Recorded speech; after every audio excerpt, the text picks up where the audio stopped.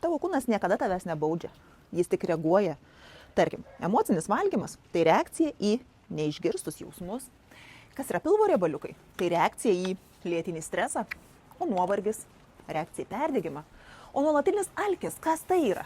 Reakcija į emocinę tuštumą. Sustingęs kaklas, pečiai – tai reakcija į per didelę atsakomybės naštą. Gal neši viso pasaulio rūpesčius ant savo pečių? Skausmas apatinėje dalyje – finansai, nesaugumas.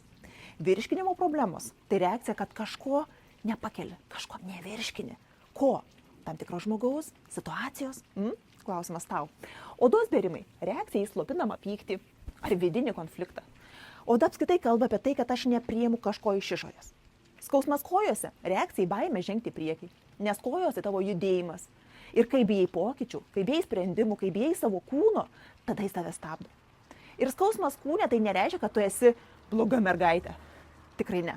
Tai reiškia, kad laikas sustoti, kad laikas paklausti savęs, kaip aš galiu padėti savo kūnui, kaip aš galiu tai padaryti jau šiandien.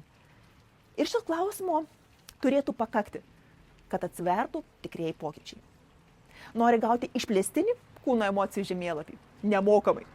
Rašyk komentare nori. Ir pasidalink šituo video, galbūt per tave kažkam irgi turi ateiti savi atsakymai.